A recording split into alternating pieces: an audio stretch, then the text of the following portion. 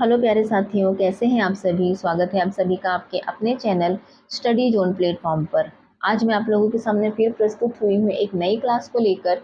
आज हम पढ़ने वाले हैं रिसर्च में हम पढ़ेंगे हाइपोथेसिस कि हाइपोथेसिस किसे कहते हैं।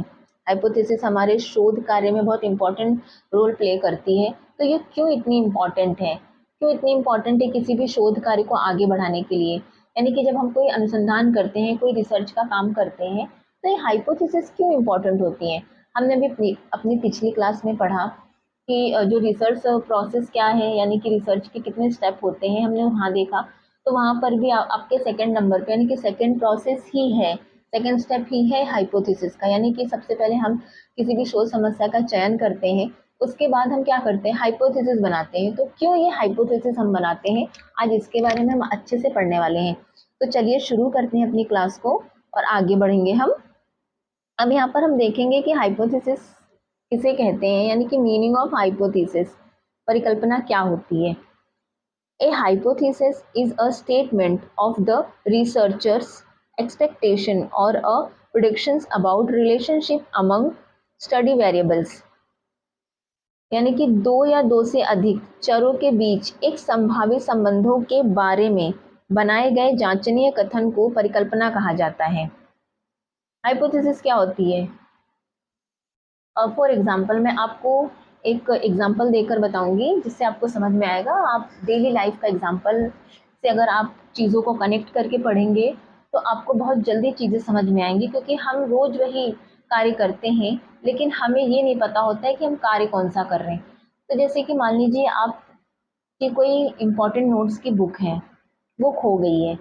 अब वो खो गई है तो आपके दिमाग में बहुत से सवाल आते हैं कि कहाँ हो सकती है, आपकी जो बुक खोई है वो कहाँ हो सकती है। हो सकता है आपके किसी फ्रेंड के पास हो, ऐसा आप सोचेंगे।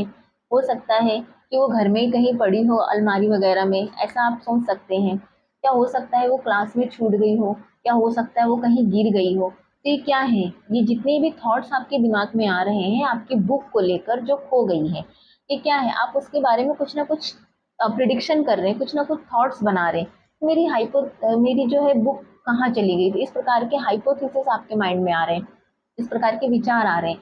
तो ये जो विचार बन रहे हैं आपके दिमाग में कि हो सकता है मेरी बुक फ्रेंड के पास हो सकता है घर में हो सकता है क्लास में हो, या हो सकता है कहीं गिर गई हो। तो ये जितने भी दिमाग में आपके थॉट्स आ रहे हैं, ये क्या है, ये हमारे हाइपोथेसिस है, यानी कि हमारी परिकल्पना है। हम परिकल्पनाएं बना रहे हैं अपने थॉट्स में। उसी प्रकार जब कोई रिसर्चर कोई शोध कार्य करता है, यानी कि कोई रिसर्च का काम करता है, तो वो जो भी स्पेसिफिक टॉपिक उसने ले रखा है किसी भी स्पेसिफिक एरिया से, तो वो क्या करेगा, उसमें आइडेंटिफिकेशन करने के बाद अपनी जो भी सोच समस्या है उसके लिए वो बहुत से थॉट्स बनाता है अपने माइंड में कि मैं अपने कार्य को अगर आगे बढ़ाना चाहूँ तो कैसे कैसे मैं कार्य को करूँ। इस प्रकार के थॉट्स वो बनाता है। जैसे मैंने आपको अपने पिछले वीडियो में एक उदाहरण भी दिया था फिफ्थ क्लास के बच्चों को लेकर, कि आप मान लीजिए फिफ्थ क्लास के बच्चों के आईक्यू लेवल का जो है जांच कर रहे हैं, उनके उस पर आप रिसर्च कर रहे हैं कि कुछ बच्चे हैं जो स्लो लर्नर हैं, कुछ बच्चे जो फास्ट लर्नर हैं। तो आपने जो स्लो लर्नर हैं, जो बहुत देर में समझ पाते हैं किसी भी शिक्षा को, एजुकेशन को, या फिर किसी भी चैप्टर को, तो क्यों है वो ऐसे, आपने ऐसा प्रिडिक्ट किया। हो सकता है फैमिली जो है उनकी, उनका फैमिली बैकग्राउंड में जो है हो सकता है एजुकेशनल प्रॉब्लम हो सकता है फाइनेंशियल प्रॉब्लम हो, या हो सकता है कि वहाँ का इन्वायरमेंट ही नहीं अच्छा हो। इस प्रकार के बहुत से आपने थॉट्स बनाए थे। उसी प्रकार आपने जो सारे थॉट्स बनाए, उन थॉट्स को की पुष्टि करने के लिए आप प्रत्यक्ष और अप्रत्यक्ष, यानी कि डायरेक्ट और इनडायरेक्ट दोनों तरीके से उस पर काम करेंगे और आप जानने की कोशिश करेंगे कि आखिर ऐसा क्यों है। वही चीज़ें होती है कि जब हम किसी भी रिसर्च कार्य को करते हैं तो हम हाइपोथेसिस बनाते हैं। हाइपोथेसिस क्यों बनाते हैं, जिससे कि हम अपने शोध कार्य को आगे बढ़ा सकें। तो आई होप कि आपको ये एग्जाम्पल से समझ में आया होगा कि हाइपोथेसिस आखिर होती क्या है। जैसे कि यहाँ पर बोल भी रहा है, दो या दो से अधिक चरों के बीच एक संभावित संबंधों के बारे में बनाए गए जांचनीय कथन को परिकल्पना कहते हैं।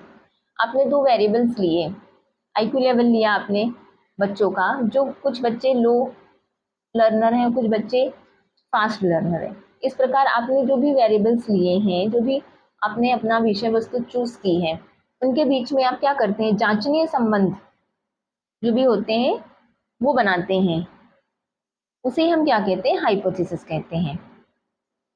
ए hypothesis is a testable statement of a potential relation between or a more variables। आपको समझ में आया हाइपोथेसिस क्या होती है? अगर आपको कोई डाउट भी होता है तो आप इस क्लास को फिर से देख लीजिए, फिर से सुन लीजिए, आपको डेफिनेटली समझ में आएगा कि हाइपोथेसिस क्या होती है। क्योंकि जब हम अपने रोज की लाइफ से अपनी एजुकेशन को कनेक्ट करते हैं तो हमें बहुत जल्द समझ में आता है। तो चलिए हम आगे बढ़ेंगे। अब एक और डेफिनेशन को देखेंगे जिससे आपको और समझ में आएगा कि हाइपोथेसिस आखिर होती क्या है। Hypothesis suggest answer to the problem under investigation, यानी कि अनुसंधान की परिकल्पना अध्ययन की जा रही समस्या का प्रस्तावित उत्तर है। यानी क्या है, अनुसंधान की परिकल्पना का अध्ययन की जा रही, जो भी आपका रिसर्च है उसमें आपने हाइपोथेसिस बनाए, उसकी जो समस्या, जो भी रिसर्च होती है, जब हम रिसर्च कार्य करते हैं तो बहुत सी प्रॉब्लम्स आती हैं, तो उसका क्या होती है, उन जो भी प्रॉब्लम्स होती है उनका प्रस्तावित उत्तर होती है परिकल्पना, यानी कि उनका आंसर होती है। जो भी प्रॉब्लम्स हमारे सामने क्रिएट हो रही है उनका आंसर होती है। क्योंकि हम अपने थॉट्स में बहुत से, अपने माइंड में बहुत से थॉट्स लेकर आते हैं, उस चीज़ को लेकर, उस विषय वस्तु के बारे में बहुत सी बातें सोचते हैं, तो उन्हीं का जब हमें आंसर मिलता है वही हमारी परिकल्पना होती है। जैसे कि परिकल्पना एक शोधकर्ता की आंखें होती हैं। परिकल्पना ही है जिसके माध्यम से कोई भी रिसर्चर अपने कार्य को आगे बढ़ाता है। इसीलिए तो ये स्टेप में, हमारे सेकंड नंबर स्टेप में ही है। सबसे पहले जो भी रिसर्चर होता है वो सबसे पहले शोध समस्या का चयन करता है, यानी कि अपनी जो भी प्रॉब्लम होती है उसका आइडेंटिफिकेशन करता है। सेकंड स्टेप में ही वो सबसे पहले अपनी जो है हाइपोथेसिस को बनाना शुरू करता है। तो क्या होता है, परिकल्पना की जो है एक शोधकर्ता की आंखें होती हैं, यानी कि जो भी रिसर्चर होता है उसके आंखें होने का कार्य परिकल्पना करती हैं, तभी उसके जो भी शोध कार्य है उसका आगे बढ़ता है। आगे हम देखेंगे कि और हमारे समझ में आएगा जब हम और हाइपोथेसिस के बारे में पढ़ेंगे। जैसे कि हाइपोथेसिस, हाइपोथीसिस, हाइपो क्या है, संभावित या जिसकी पुष्टि हो जाए, यानी कि संभावित या फिर उसकी पुष्टि हो जाए। थीसिस क्या है, समस्या की समाधान कथन, यानी कोई भी समस्या है उसका समाधान का कथन होता है थीसिस। तो इस प्रकार परिकल्पना का अर्थ उस संभावित समस्या कथन से है जो समस्या का समाधान प्रस्तुत करती है।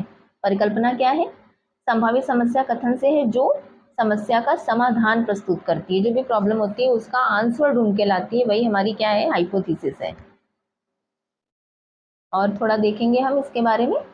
हाइपोथेसिस, हाइपोथेसिस दो या दो से अधिक चरों का सम्मिश्रण होती है। हाइपोथेसिस क्या होती है, हाइपो क्या होता है, दो या दो से अधिक चरों का सम्मिश्रण होता है। थीसिस क्या होती है, चरों की स्थिति को प्रदर्शित करती है, अर्थात दो या दो से अधिक चरों का सम्मिश्रण जो चरों की स्थिति का प्रदर्शन कर सके। तो आज की हमारी क्लास यहीं तक थी। आई होप कि आपको ये क्लास समझ में आई होगी। हाइपोथेसिस क्या है, आप अपने रोज की लाइफ से चीज़ों को जोड़कर पढ़िए, आपको डेफिनेटली समझ में आएगा कि जो भी हम पढ़ते हैं वो हमारे आसपास के इन्वायरमेंट में ही होता है, सिर्फ हमें उसको जानने की ज़रूरत होती है। तो आप जैसे हाइपोथेसिस की आप इसी प्रकार जो है अंदाज़ा लगा सकते हैं, आप इसी प्रकार समझ सकते हैं इसको, कि जैसे मैंने आपको एग्जांपल दी, आपकी बुक्स खो गई, आपने बहुत से थॉट्स अपने दिमाग में लाए, उन थॉट्स की पुष्टि के लिए आप वहाँ जाकर चीज़ों, अपनी बुक को ढूंढ रहे हैं, अपनी फ्रेंड से पूछ रहे हैं कॉल करके, या फिर आप घर में ढूंढ रहे हैं, या फिर आप ऐसे पता कर रहे हैं कि हो सकता है स्कूल में छूट गई हो, तो कहीं ना कहीं आपको मिलेगी। जब आपकी बुक आपको मिल गई, यानी कि आपने जो क्वेश्चंस आपके माइंड में आए थे, जो प्रॉब्लम आपके दिमाग में आई थी, उसका सोल्यूशन कैसे मिला, आपके हाइपोथेसिस के माध्यम से ही मिला। तो चलिए आज यहीं तक रहे, हमारा साथ रहा। हम फिर मिलेंगे आपसे अपनी आपकी अगली क्लास में। और अगर आपको ये क्लास अच्छी लगी हो तो इसको लाइक कर दीजिए, शेयर भी कर दीजिए, साथ ही साथ आप सब्सक्राइब करिए, बेल आइकन को दबाइए, जिससे मैं कोई भी नया वीडियो डालूं तो आपको उसका नोटिफिकेशन मिले और आप उस क्लास का यूज़ कर सकें। तब तक के लिए बाय, थैंक यू।